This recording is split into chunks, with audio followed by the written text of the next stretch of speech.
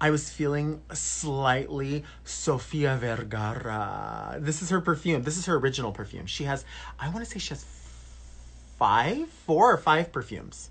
But this is her original perfume, and it's just Sofia. And it's a nice big bottle. This is a nice fragrance. I like this. I would consider this to be, I would consider this fragrance to be certainly fruity. This is a fruity fragrance, but it's also got like there's a little vanilla in it. But it's, you definitely, when you smell this, you think berry, like blackberry or some kind of berries. Plum, there's a lot of plum in this. Then you do get rose and violet. It's not, I don't want to say it's like you don't get rosy from this. Definitely don't get super floral. It's definitely fruity. It's definitely, when it comes to the floral influence, I get like an orchid, a violet. So it's that profile there. A vanilla base for sure. I love it. I love this one. And again, she has like I think 4 or 5 fragrances. I don't know the exact amount, but this is a nice one. And this is one of those ones that like you can get a really good deal on. I think I got this maybe for like $20 or $24 or something at like Ross. This is one of those like Ross find. I always look at the little perfume section at Ross just to find a deal or something that I want to try out, but maybe I can get for a better price. That way if I... yeah, a vanilla base. Yeah, definitely. Will I ever dress up as Carol Baskin? I'm not too familiar with that character. I know she's from, but my perfume of the night that I decided to wear because I was feeling it is, it's Gardenia Passion by Anika Kutal. Anika Kutal, it has a line of fragrances, an amazing fragrance collection. So this is Gardenia Passion, and a simple name, nothing, not you know, Endless Night or, you know, no special name, just what it is, Gardenia Passion. Clearly it smells like gardenia, and I love that. I feel like that's a very time specific fragrance. So this reminds me of that. I feel like the purity of that, like of just smelling like a specific flower, suggests the 20s and 30s to me. But so this is Anika Kutal, and the fragrance is Gardenia Passion, and you're gonna get from this for sure gardenia, because that's the main note that you're getting. I mean, there's a base note, but the main note of this is somebody would smell it and go, "Ooh, you smell like gardenias." But there's also orange blossom in this. Jasmine, for sure. Jasmine, like a night blooming jasmine maybe. But yeah, Anika Kutal. And this is, I mean, this fragrance has been around for, not forever, but probably since like the late 80s. Oh, perfume. Perfume. It's my favorite part of anything. I picked a perfume out that I was going to use tonight. And then I was like, I have to feel like it goes with what I'm wearing or what I'm, you know. So the original one was not a normal profile for me, which would be, you know, it was like a floral, a bit green, floral, gorgeous, beautiful fragrance. I'm going to share it soon. But I just felt like this was sort of a different mood. And Opium, Yves Saint Laurent Opium, of course, is a fragrance profile that fits me to a T. If you know how much I love strong ass perfume. Like I could wear straight up oud, like oud in its original form and just rub it on my body. I could rub cedar oil on my body. I love it that strong, right? And so this would remind you of some of my other favorites, which of course Coco, my God, Coco Chanel. The heaviness of that, right? So Opium, if you are unfamiliar with fragrance and you don't know, and you're like, I want to try a fragrance, this is not the one for you to buy. Not yet, because this is spicy, this is sensual, this is powerful, this is strong, right? This is honestly cinnamon, vanilla, coriander, a little bit of citrus notes just to kind of knock some of that off. But we're talking about myrrh, patchouli, musk, incense. These are all things that are in this, and they're all in the base. So it's going to last forever. The orangey, citrusy notes at the top are what you do react to, but will eventually burn off. leaving what is the base of this. So what the main thing is in a scent. And so again, for this, vanilla, coconut, clove is in this. Musk, myrrh. I don't know if there's frankincense in this, but definitely cedar. Extremely strong fragrance, but and a pricey fragrance, I would say, if you're new to fragrance, but very worth it. Opium. This came out in the late 70s. The house of Yves Saint Laurent, which of course is a clothing designer, and my mom used to wear Opium sometimes, and it's yeah, it's very this is so layered. It's so, when I tell you again, Perfume has the top notes, the middle notes, the base notes.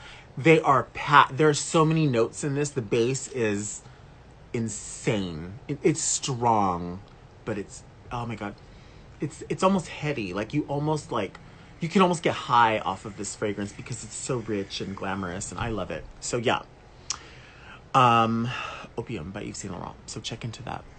So when I was in line the other day at 99-cent store, and I told you I saw all of the sort of, it was in like their perfume area.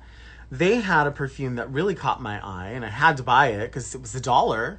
I don't have anything to compare it to because I've never smelled the original before, but I had to buy Only She, which is their version of Justin Bieber's Girlfriend perfume, a fragrance called Girlfriend.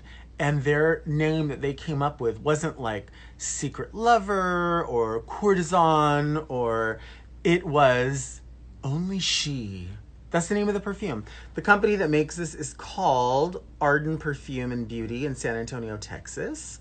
Well, they're the importer, or they're the distributor. It says it's made in India. The company is called European American Designs, and Only She is not associated in any way with Girlfriend, which is a registered trademark of Justin Bieber. So, I sprayed this on. I'm going to be honest with you. I sprayed this on before we went live. It's gone. The scent is definitely gone on me. But, you know, I'm a big old dude, so it's there. There's a fragrance there. I think what I was saying about these the other day is I don't think there's anything wrong with buying these. I think, especially if you're somebody who likes to reapply over and over and over, this is the type of perfume that you buy because there's more alcohol content. But you know, it's $1.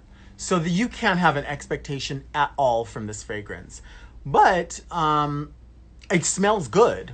It smells good. You're just, you know, for $1, I'm surprised that it's not in a plastic bag. You know what I'm saying? That Stacy one the other day, it had a little more lasting power. Maybe just because it was in my mind that it had a lasting powder. But this, I think these are great for people who, like I said, if you want to try out a fragrance and you don't want to buy maybe the full priced quote unquote real one, why not buy these? I mean, it's fun, it's light, it's silly, it's you know what, Yoli, you're right. I have smelled a Paris Hilton knockoff, and it was pretty good. It was, you know, paused, stop. Okay, no more pausing.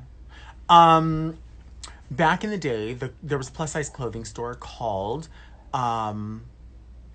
The Avenue. I don't know if it's still around or not, but The Avenue used to have knockoff perfumes, and then they would like always clearance them out for like $5. A vibrator or a big floppy dildo. A floppy dildo, I would say, sure. Oh, it is Working Dove. Okay. So, anyway, back in the day, that plus size clothing store used to have all of these sort of designer impression perfumes, and they were so good. They were so good. I loved them. But again, this one, it's the knockoff Justin Bieber's Girlfriend, and it's called Only She. Let me show you the box again. I mean, it's $1. You know, don't have too much expectation. It's kind of like, you know, you're not going to expect a 5-star meal from a fucking vending machine. You know what you're getting. So it's not that it doesn't taste good. It's just, you know, you can't go, oh, the service was horrible in this vending machine. You know, it is what it is. But anyway, as far as the smell goes, you know, it's fruity. This is meant, to me, this is meant for a teen, tween, young, you know, young. It's not intended to be, you know, this is not supposed to be sexy or sultry or anything like that. It's fresh. It's you know, orange blossom, probably apricot, just very fruity berries. Yeah. Killer Queen by Katy Perry. This is one of Katy Perry's fragrances, Killer Queen. Look at that bottle. Look at that. Isn't that pretty? And so I was like, oh my gosh, I have a Disney show coming up. I have all this Disney fun tribute accoutrement. So why not put it on, right? Why not? So this is Killer Queen by Katy Perry. And this was a gift from Nightmare Dressed Daydream, who's in here right now. And what a great... it's good. It's really good. It is really, really good. I love this one. I had never smelled it before. A profile that's not far off from what I love to wear, but more. This is more berry. It's definitely a dark fragrance, I would say. It's not... you know, sometimes when I smell things, I can go, ooh, that's joyous, or ooh, that's sexy, or there's even, you'll smell something and it'll smell erotic. This is, I feel, mysterious, powerful, almost a little mystical, because this is like a fruity in a way. It's berries, it's plum. There's a jasmine in this. I definitely think jasmine is in this. Plumeria, you do get some plumeria. I would say that definitely a vanilla is in this, but this isn't strongly floral. And this isn't, there probably is like a patchouli in here somewhere, but this isn't like cocoa or one of those ones I described that's like super heavy. This definitely, I can tell this is going to have a lasting to it. But it's powerful. It's mystical. What a beautiful bottle. I just think the bottle is so pretty. Kind of reminds me of, you would store this bottle the way you would store like the refillable star from Angel. It just lays on its side. And there's something very luxurious about that to me, where it just, you know, it doesn't sit this way. It's just kind of like, oh, I'm just going to lay there. I'm just going to be languid. I'm just going to just luxuriate. That is just the prettiest bottle. I love that. So in any event, Stacy is the name of the fragrance, and it is supposed to be their impersonation, their impression of Sofia by Sofia Vergara. So I thought, well, why not get it and why not compare them?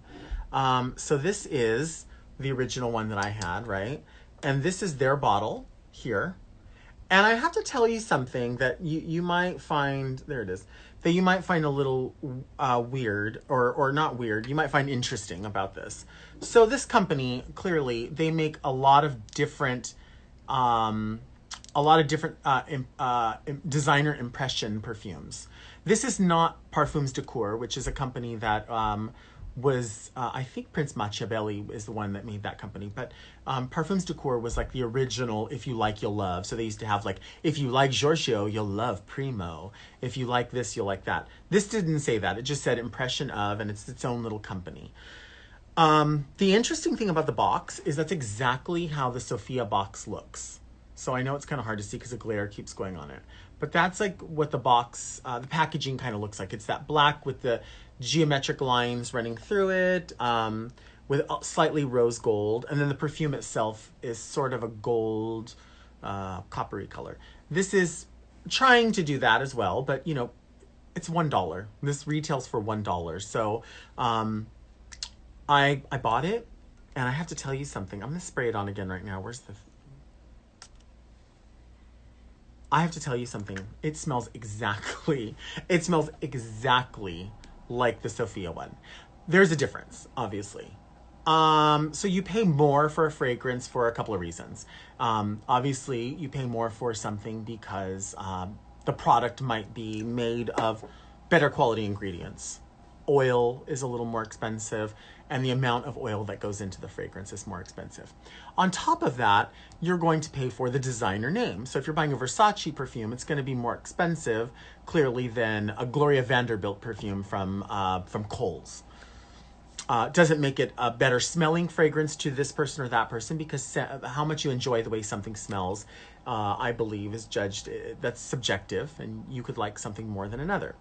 Another thing that would make something more expensive is that Sofia Vergara has not endorsed this particular one, but she endorsed this one. So her name is attached to it, and it makes it more valuable to a certain portion of the community, specifically whoever likes fragrance and likes her as a celebrity. What would my line of fragrances be? Well, definitely this scent profile for sure. It would be somewhere between like the essence of cocoa, Chanel, definitely Opium, Red by Giorgio Beverly Hills, not Giorgio, but Red by Giorgio, which is extremely strong. Of course, Gucci Bloom, that Detox turned me on to. She knew, like, the second, like, she was like, this is so Delta, right? It's so heavy.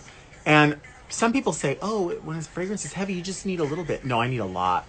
I need a lot of fragrance. I need lotion. I need powder. I need a perfume solid. I need a spray. I need it all.